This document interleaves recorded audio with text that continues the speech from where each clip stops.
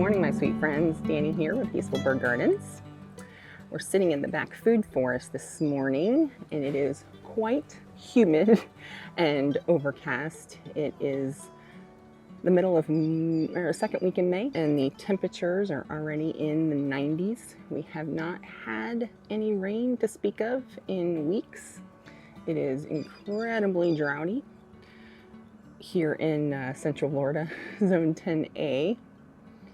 Yeah, it's just warm. It's just muggy and soupy and all of those other adjectives, which is interesting that I'm drinking hot tea, but I love my tea in the morning, so I'll deal with the sweat.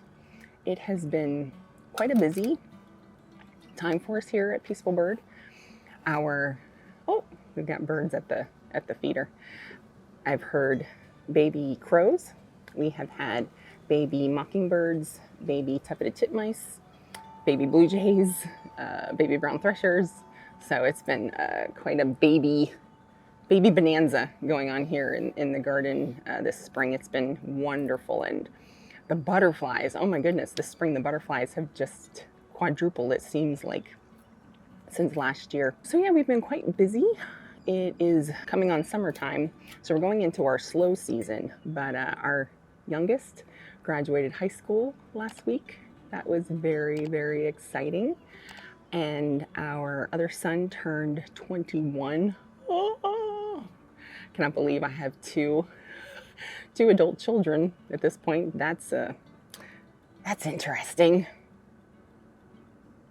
Feels like it only happened yesterday. And now they're heading off into the life of being an adult. So that's been fun. And also we just finished our last nature walk of this season. I don't do nature walks during the summertime because, wow, you want to turn people off of nature in Florida. Take them for a walk in late July or August time period. And I think I'm getting a glare off my glasses, so I'll just take them off. Yeah. People don't like buggy, hot, soupy weather like we're going into. So I cut my nature walks off usually around May time frame. I don't do any more past May. And then I'll pick them up again in early October. Early October is a nice time to start it up again. So yeah, I start to slow down in the summertime, which is really nice because it gives me a chance to do other things besides garden and nature stuff. I like to sew. I do a lot of sewing in that during the summertime. I get this question. So we don't homestead. I'm not a homesteader. I could be a homesteader, but it's just not something we're doing right now. I do know how to can. We don't have enough produce, so to speak. I mean, we do, but to me, it's not enough to really justify full-blown canning, but that is something that I plan to possibly do in the future. I have made my own soap. I know how to make my own soap. I do make my own clothes. We do grow our own food. But as far as like true homesteading, not yet. I never say never, but not yet.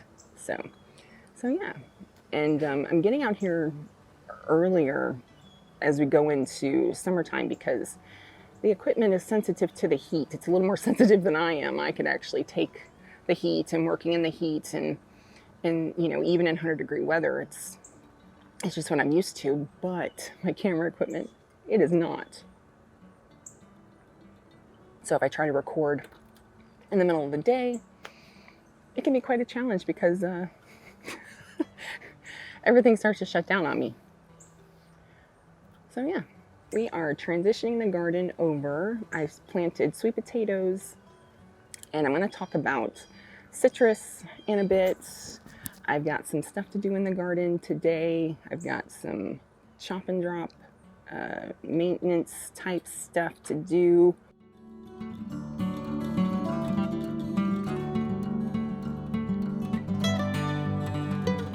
Oh my goodness, we are over 1,000 subscribers. I am so excited about that. I'm actually blown away. I am so blown away that in such a short amount of time that we have, oh, there's a mosquito right there, that we have had so many subscribers. So thank you, thank you, thank you from me and all of us here at Peaceful Bird Gardens. We sincerely appreciate it. We recently gave a tour as a part of the Florida Native Plant Society of our native gardens up in the front. And I'll do a video on that soon because it was very successful. Everybody loved it. Everybody loved the native gardens up front. We got so many wonderful positive comments. It was a beautiful day. This was this past Saturday. We had so much traffic that I was hoarse. My voice was just gone. So was my husband's by the end of the day. He covered the back garden area while I covered the front garden area because we do have natives back here in the food forest area, especially the pond. The pond is pretty much completely 100% native. I do have like an amaryllis or something like that because I just think they're gorgeous. But the front native, or the back food forest area, we've got not bloodberry, rouge plant. I always get those two mixed up, common names. We have rouge plant back here that just kind of showed up, and also we've got our cannas, and I've got native hibiscus and frostweed and other plants that are just an obedient plant that are around the pond. So yeah, so we had people come back in this space too, and they were just amazed by how much we could fit into such a small area, and they just thought it was gorgeous too, because you know, it's pretty. The back garden this time of the year is not as pretty as the front gardens, in my opinion, because the annuals are just, they're just slowly withering down to nothing because they don't like the heat like I do. So the back gardens are looking a little,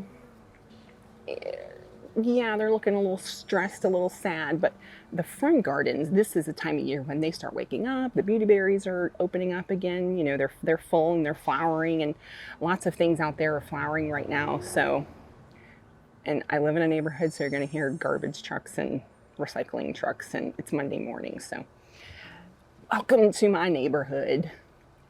But yeah, we had just wonderful attendance on Saturday, so that was really fun. So it just inspired me that I do want to do a video of the front gardens for the channel. So look for that coming soon.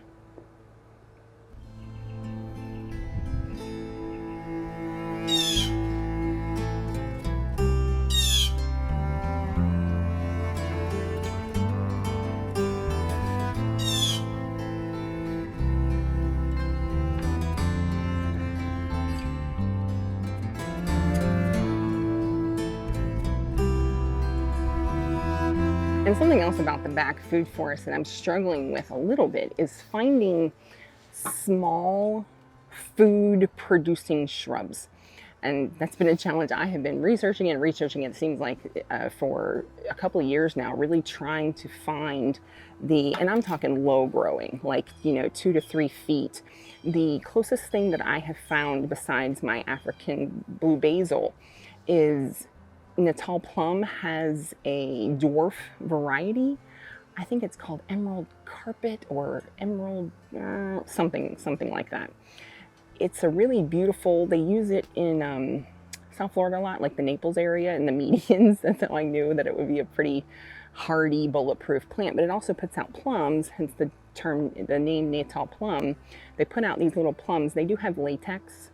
So some people, if you're latex sensitive or if you have an allergy, you obviously can't have this plant. And it's very pokey. It's got these 2 little barbs on it, similar to a full-size Natal plum. They put down these cute little white flowers. It's evergreen foliage, and it's really lovely. But that's really the only kind of shrubby, kind of food-producing plant besides like my sisu spinach, and you know, that's more of a ground cover than I've been able to find. You know, besides the pineapples, and there's other things. It's just there's jewels of opar and there's greens in that. But I was actually looking for some fruit producing smallish type shrubs, and I am growing pineapple guava, feijoa, Feijoa, and I'm probably not pronouncing that correctly.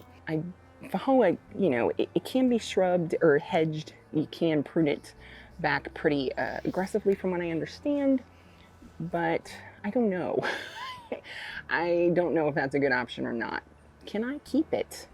at 2 to 3 feet in the, in the understory of my other fruit trees. Maybe I'll try it and just, just buy a plant, try to keep it small and compact like I'm doing with some of my other plants and see how it goes. Why not? Give it a try. You never know unless you try. So I think maybe that's what I'll do. I'll see if the hoa can be kept kind of small like that. But if you know of any fruit producing besides like blueberries, which we are growing and some of them are doing well, most of them did not, but some of them are doing well, and I'm going to replicate that situation for whatever blueberries I plant in the future. But if you know of any fruit producing shrubby, small, not big, small, and I'm talking 2 to 3 feet max, if you know of any that'll grow in zone 10A in Central Florida in intense heat and not awesome soil, although we are improving that as well, I would love to hear about it in the comments below.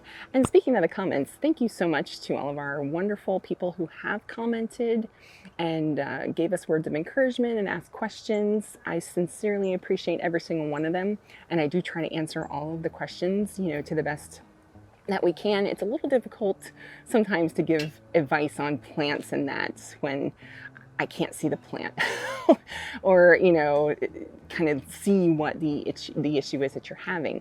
But I'll do the best I can with the information that you give me. And yeah, we just love the comments and we love that people are interacting, and it just creates community, and community is a big deal for us here at Peaceful Birds. So thank you so much, and keep them coming. Keep the wonderful, kind comments coming. We appreciate it. So we're planting Roselle today as well. I'm gonna be planting some little baby Roselle.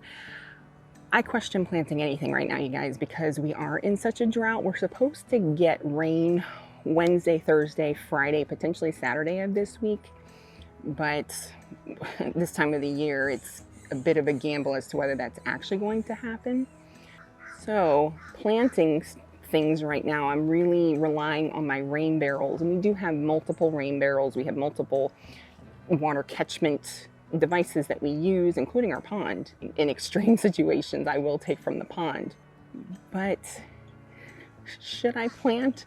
Should I not plant right now? With it being so dry, I'm gonna plant a few things, but as I go into summertime, with it being so hot, with the rain situation being very questionable, I don't do almost no planting in the summertime.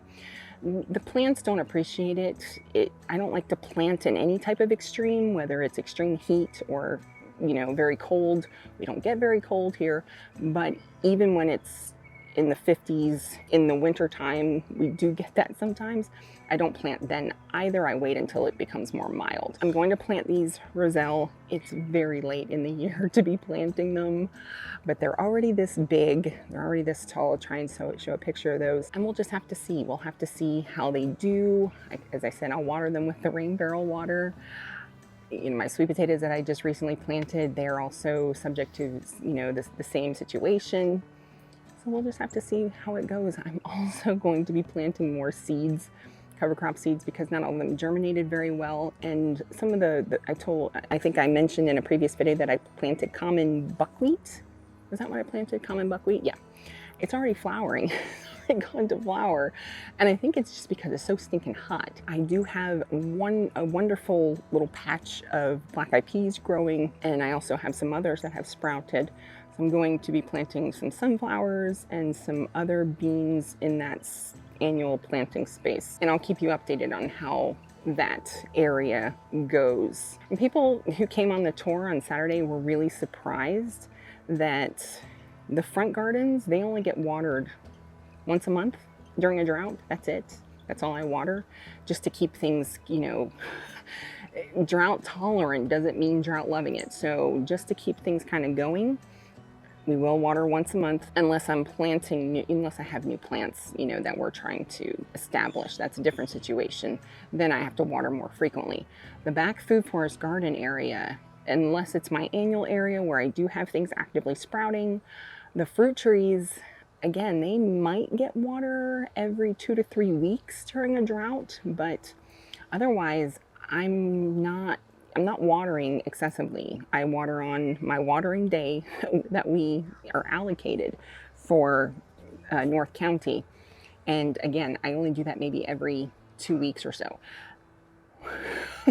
One of the biggest barriers is that I don't have full-on irrigation. I mean, we have irrigation set up, but it doesn't work. It just doesn't work. And it's kind of janky, and so we just didn't want to bother with the whole, the whole irrigation setup. So I have one of those little whirly, twirly sprinkler thingy-madoos, and we use that, and I'm the waterer. And this is a big space to water. So just the effort it takes to water this whole property is a hindrance in and of itself to not water it unless you absolutely have to. So that's where we're at with that. We really do try to conserve as much water as we possibly can, only give the plants the water when they absolutely need it, and the mulch helps with that quite significantly. So having a lot of mulch down, that's very, very helpful. So I got a lot of work to do today in the garden, so I better finish my tea and get on with it. The birds are going crazy. The mockingbirds and the blue jays are defending their nest voraciously from the crows. I did hear a baby get taken by a hawk yesterday. It was so sad. It was a blue jay baby, and they tend to scream like crazy, and oh, it's so heartbreaking, even for a scientist, even for somebody who worked in rehab and worked with birds, and that it's still very heartbreaking to watch it happen. But that's nature, folks. That is springtime here in Florida with with baby birds. That's why blue jays and mockingbirds and cardinals, they tend to have more than one baby, so that at least one makes it out of the nest, because it's especially so crows. I want to take a minute to talk about crows, because I get this question quite a bit. Why are there all of a sudden abundance of crows during certain times of the year? And it's just that's when it may just be when you're noticing them, especially during mating season. They tend to come together, and they live in large family groups. They live in huge flocks. They call them a murder. Ugh, I don't like that term. Flock of crows. They tend to fly. They're very communal. They're very family oriented. They take care of each other. They fight like brothers and sisters at times. So they're very much a family. They very, very much are.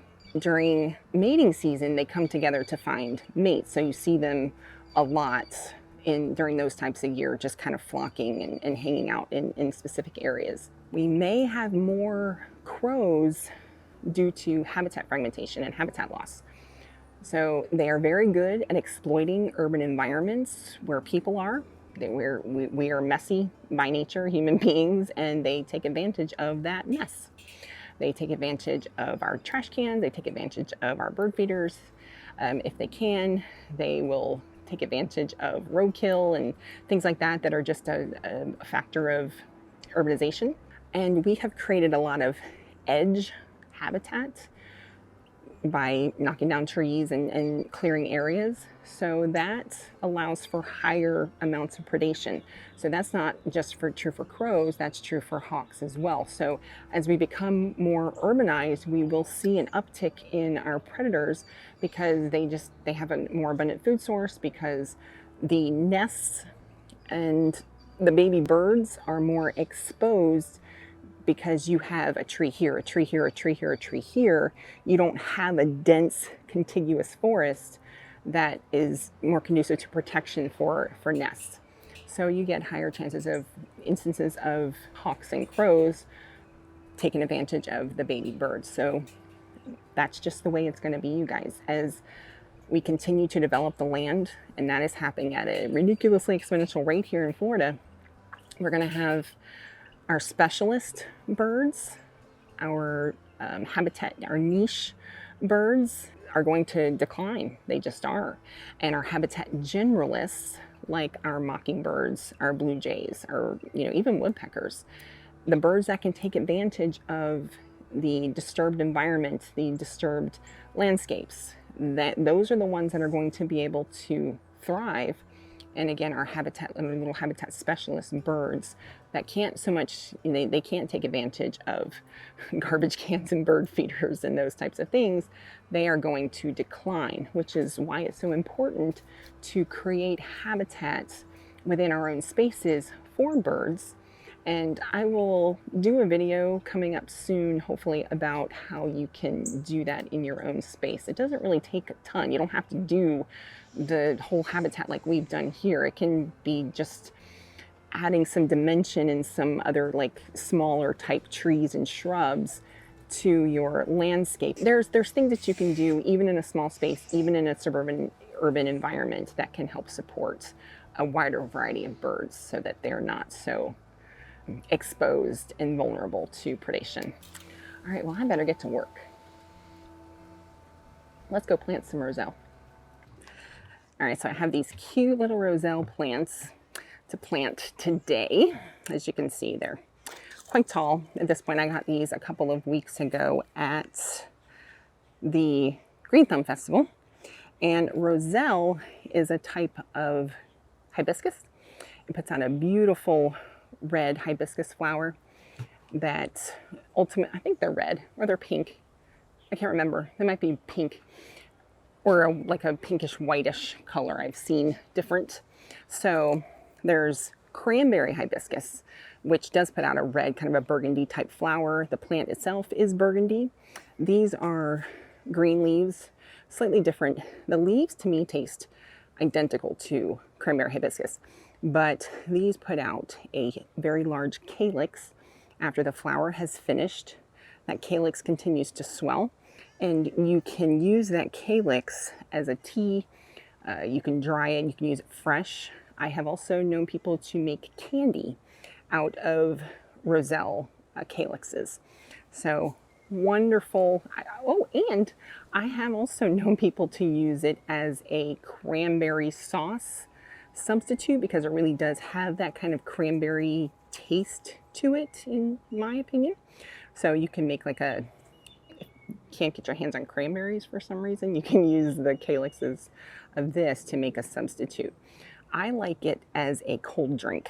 We dry it and then I'll steep it like a tea and then add ice to it. And I don't know, it's kind of like healthy-ish Kool-Aid. So it's quite delicious. So these prefer full sun. They will grow in part sun, but they will not grow very well in shade. They either won't grow at all or they get very leggy and you're just not going to get the most flower production out of putting it into shady environment. So full sun, free draining soil. They don't need fantastic soil. The first year we grew these, I had terrible soil and it got huge. So you don't need fantastic soil to grow these. All right, my sweet friends. So I'm over in the annual-ish kind of section. I'm just off of where the line is for planting our annuals. I have a whole bunch of beans over here because, again, we're just trying to improve the soil. And these are black-eyed peas, so these will harvest, or we will harvest these. And also this fixes nitrogen in the soil, and I will ultimately, once the plants are spent, just smush them down with mulch. And these also act as an aphid trap. Aphids absolutely love these particular black-eyed pea varieties. Every year we get aphids, which means ladybugs. So the aphids tend to be attracted to this plant specifically. That means they may not be so attracted to some of my other plants. And also this helps just support our ladybug population. As I'm planting this Roselle, just in case you're wondering, with our very sandy, free draining soil, you don't have to dig a gigantic, at least in my experience, you don't have to dig a gigantic hole that's twice the size of the pot as you would if you had like clay soil or something along, or more compact soils. So I really only, dig a hole that's maybe this much further out from the side of the actual little plant, and maybe just to dig down. You want it level. You want the top of the plant to be level with the ground, because otherwise you could run into rot issues and that's just no good. So make sure that you're just planting it at ground level and give it just a little bit of space off to the side. And while I'm planting this, I'm going to talk to you about citrus because I get asked this question a lot. Hey Dani, why don't you grow citrus? Why don't you plant citrus? You live in Florida, don't you? Why don't you grow citrus? Well, I did grow citrus. I tried. We tried growing citrus Let's see, is that a good spot? Yeah, that's like a good spot. So the first year we started the Food Forest Project, we did Persian lime, and we also did Myers lemon? No, Eureka lemon. I want to say Eureka. No, or was it Meyer? It was one of the other. Eureka or Myers lemon. We got 2 babies. And pretty much within the first 3 to 6 months, I want to say, the Meyer lemon had, oh no, I forgot a potato. I had potatoes planted over here previously, and I missed one. So there you go. That's kind of fun, little treasure to find. I don't know if it's still any good. So we got leaf miners. We got citrus leaf miners pretty much the first 6 months that we had our little lemon tree planted. And then it got greening pretty much right away. So it was just a constant struggle with the leaf miners, and the plant never looked healthy. It kept dropping flowers. So it was in the ground for maybe a year, and then it just continued to decline. Persian lime, pretty much the same thing. Within 3 months, it had citrus greening. Now, citrus greening, unfortunately, citrus in Florida is a sensitive subject because it's actually not doing so well as an industry, and it hasn't been for some time because of disease, canker, greening, and citrus leaf miners. Well, that was specifically my issue, but the 2 big problems in Florida are canker and greening. Let's move on to the next plant.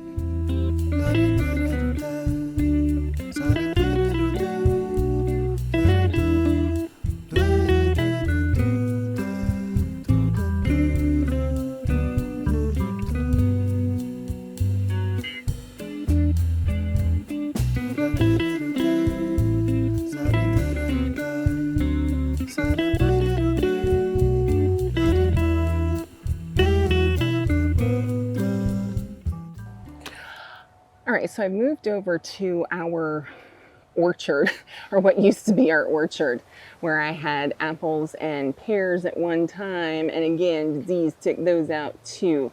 I have learned my lesson when it comes to not planting certain things. So citrus, greening, and canker essentially bankrupted the industry years ago, and it hasn't really quite recovered. It's gotten to the point where they're moving on. This is just from my research and, just colleagues, talking to colleagues and other people who grow and plant and work in agriculture at like UF and those type of things. So they're trying to move on to other crops like peaches in North Florida. They're doing peaches, or also trying macadamia nuts in Florida as a potential crop that can take over the citrus. And I'm sure there's other things that they're also trialing as well. But if you drive across the state, it's really kind of sad to see what's left of citrus, because you see a lot of signs of greening, and you see a lot of signs of canker and just diseased trees and that. If you plant a citrus tree, the likelihood of having greening is ridiculously high, or canker. It's very, very high. Now, the plants can still survive with those particular diseases for a while, but it's going to decline. I've known people that had citrus trees for 20 years that live with greening, and it wasn't until like maybe the last 5-ish years or so that the fruit really started to get really bad and not edible. But that's what happens. The tree suffers significantly. It can't uptake nutrients effectively, so they're recommending foliar sprays for your citrus trees these days so that you can get the nutrients more directly into the leaf tissue. But the root systems aren't very good at taking up those nutrients once they have greening or canker. And it's really a struggle for folks. Every single citrus tree that I've had clients ask me to consult on has had either canker or greening. Every single one. So we simply decided that was just not something that we wanted to continue to struggle and fight with. There are so many other plants and fruit trees, and I'm talking hundreds and hundreds of different types of fruit trees that you can grow in this climate. That I love citrus. It would be nice to have my own lemons and limes specifically, but I'm not willing to put up with the struggle with the disease in order to have that. So we have moved on to other things. I'm not saying that you shouldn't grow citrus. I'm just saying that we chose not to because we didn't feel like dealing with the hassle. But you want to grow citrus? Grow citrus. I highly recommend, though, that if you do, you get your trees from a nursery that knows citrus, that is familiar with the disease situations, that's going to sell you rootstock that may be somewhat resistant. There are varieties out there that do have some resistance. From what I understand, Myers Lemons was supposed to be one of those. Didn't work out for us. But I'll try to leave a list in the description of potential resistance. Resistance doesn't mean bulletproof, it just means resistant. So keep that in mind. But if you want to try citrus, give it a shot. But like I said, I just don't recommend getting it from a big box store, like Lowe's or Home Depot. I highly recommend you go to a nursery that specializes in citrus or even just a fruit tree nursery in general that knows what they're talking about. And that little baby is planted. As I mentioned, we plant intensively in here, so these are shrubs and they don't get super big. But hopefully everybody plays nice in the sandbox. Moving on to number 3.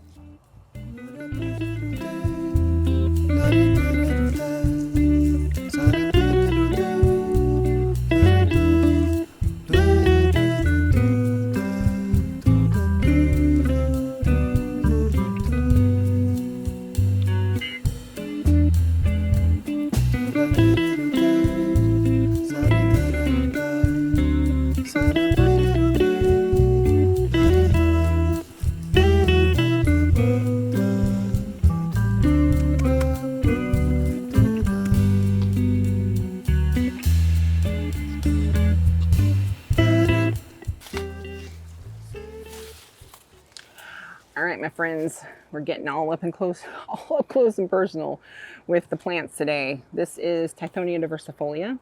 I have talked about this plant previously in my chop and drop video. This is how we feed our ecosystem. This is how I feed my plants. So these very green shoots during the spring and summertime, they just grow like a weed because that's essentially what they are. Tithonia diversifolia is native to, Central South America. It's called Mexican sunflower, Bolivian sunflower. It is a wonderful plant because it really does take up a lot of nutrients into its tissues. And then as we chop it and drop it, as it breaks down, it releases that back out into the soil for the plants. So I make compost tea out of it. I use it, as I said, around my fruit trees, in my garden bed areas. We will just chop it, kind of break it up like this, and just drop it onto the ground. And this time of year, I just want to be a good neighbor because it can kind of reach over the sides of the fence. I want to make sure that I'm not encroaching on my neighbor's property. So that was something that was brought up on Saturday during the tour. What do the neighbors think?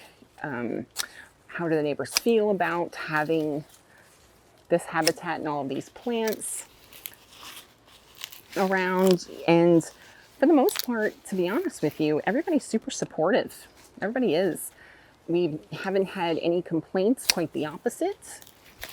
But we also are very good about keeping the sidewalks cleared. We're very good about keeping the driveway cleared. And another question that came up is, how much time do you actually spend on this? Because it is, if you were to see it just, as a tour, it's extensive. We have wall-to-wall plants front and back. So that question, and it's a fair question, how much time do we actually spend maintaining all of this? This system is officially it's a little over 4 years old now. And in the beginning, it was quite intensive, the first 2 years especially, with all the planting and the designing and, you know, just the initial input. But now that it's established, it's not so bad. It's once a week, 1 day a week. During the more slow times of the year, it's maybe 6 to 8 hours out here, front and back. That's taking care of the front and the back. But during the growing seasons, like spring, fall, it's more like 2 days a week. I really do need to get out here more than 1 day a week during the growing season for planting, for, you know, making sure I am chopping and dropping really well in certain spaces. So it's a little more intensive during the planting times of the year of fall, winterish, and then into springtime. In the summertime, we don't spend nearly as much time out here. We just don't. It's just too hot. It's just too hot. Or I try to get out here in the morning times. But totally worth it, you guys. Absolutely 100% worth every minute that we spend out here, between just increasing our bird activity, our pollinator activity, just the wildlife in general. And it's changed the microclimate on our property. It's much cooler back here. It's much cooler up front, even in the summertime, because we have more shade, but also the plants are evapotranspirating. There's a lot of them. So it just creates a whole different climate and environment. And it's just really wonderful.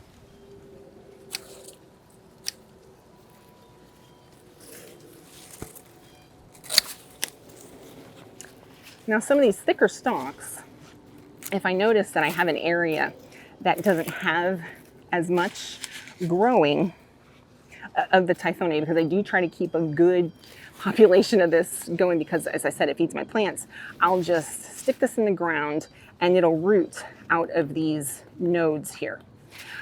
I have read that this plant is predicted, it's not invasive yet, but it is predicted to be invasive, potentially in Florida, probably South Florida, because everything seems to invade South Florida.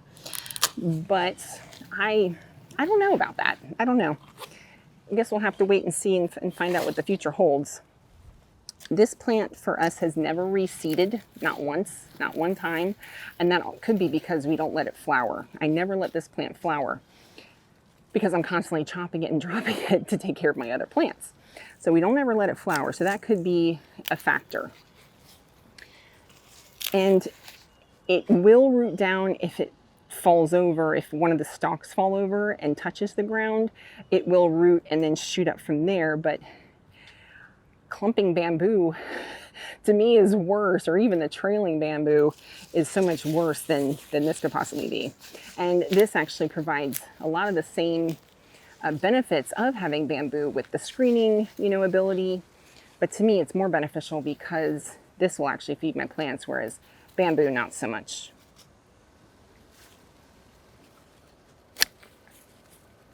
I better quit talking and get to work, or I'll be out here all day.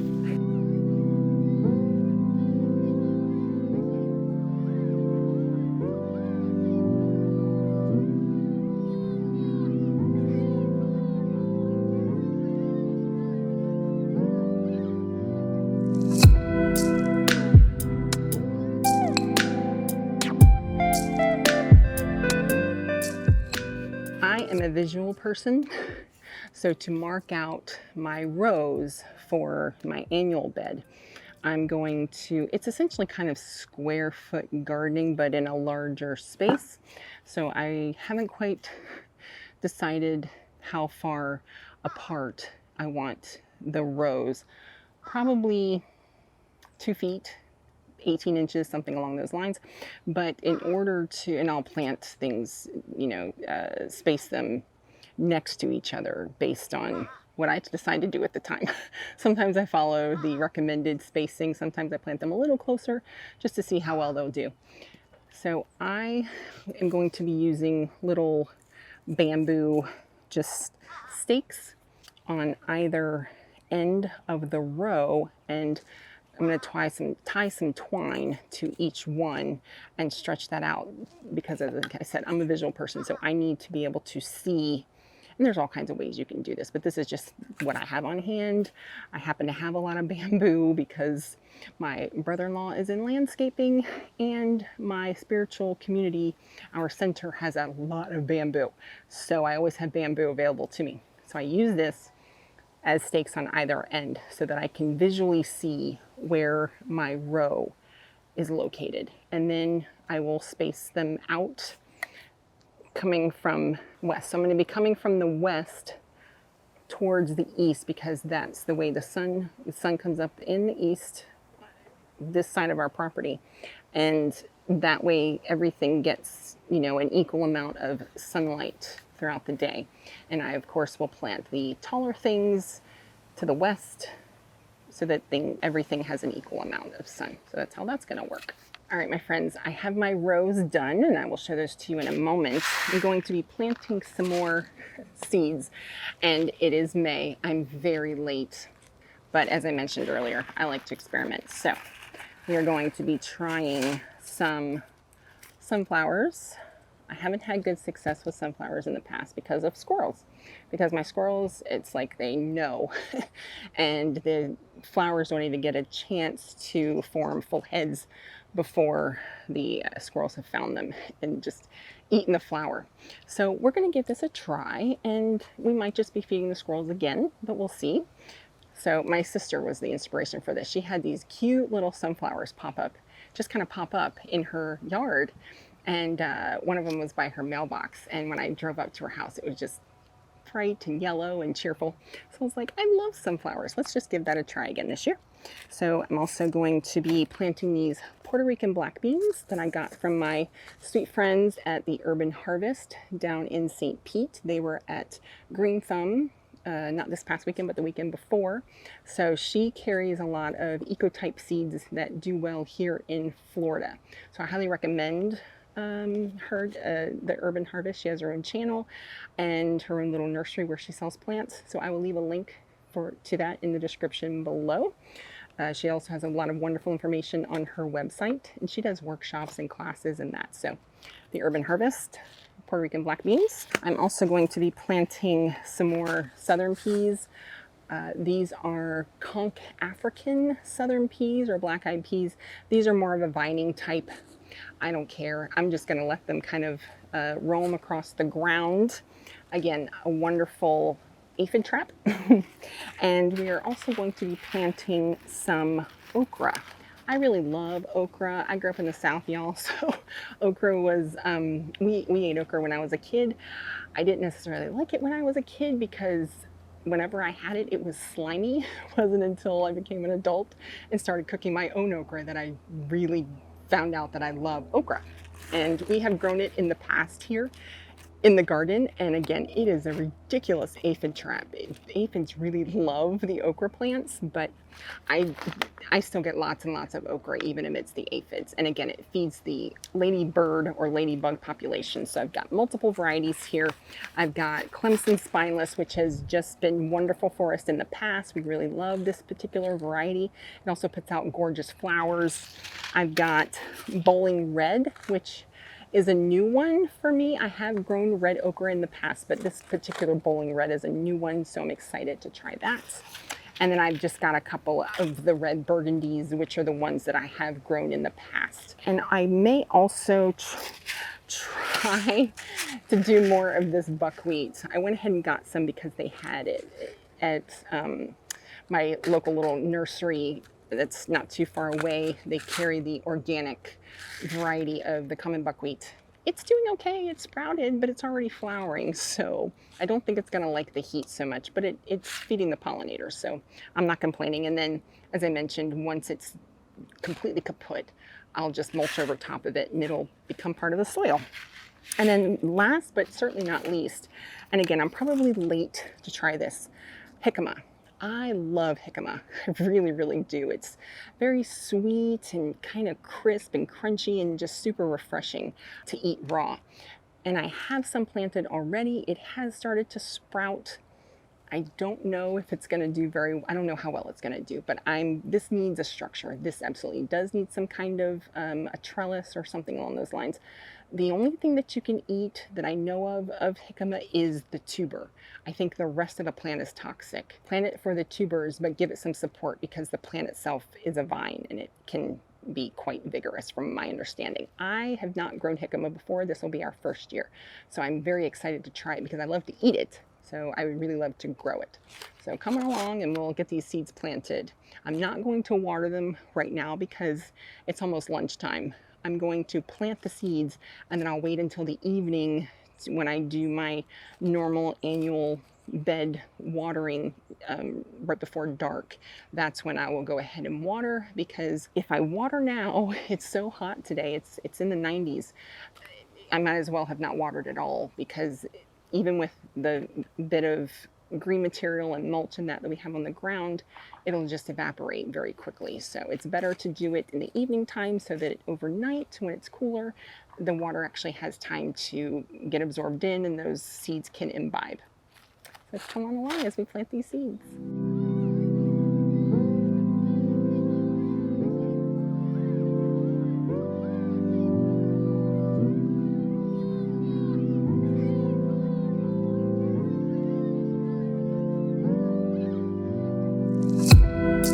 All right, my sweet friends, so I finished planting our annual area. Hopefully my row system I'm happy with this year. Otherwise, next year, if I'm not, I'll just change it again. So that back row, I planted a combination of the sunflowers that I showed you and some of the okra. So there's kind of split half and half, sunflowers and okra, or sunflowers and okra. And the second row here, I have all okra in that particular bed right there. In this bed here, in this row, I have beans. I have the Puerto Rican black beans, but I also have the cowpeas, the African cowpeas, and then I have beans in the rest of these particular little rows. And these rows are going to be interesting because of the hedge of fig that we have here, because these are smaller, but this is actually plenty of space for us to have an annual section. We're not doing market gardening or, trying to sell it or anything. This is just for us and our family and our friends and whatever extra that we have. So this is how we planted for the summertime. Getting it in late, but I'm getting it in at all, which is what matters, and we'll see how it goes. All right, my sweet friends, thank you so much for joining us in the garden this morning. I'm getting hungry. It is almost lunchtime for me. I got a lot of work done out here this morning. It was lovely to have you along with. I'm gonna go eat my cucumber that I just found. I'm gonna add this to part of my lunch. If you like this kind of content, my lovely friends, growing food in an urban environment, in a neighborhood, growing natives to support wildlife, come on the journey with us. Give us a like, hit subscribe, and I hope to see you again on another Peaceful Bird Gardens. Have a lovely afternoon.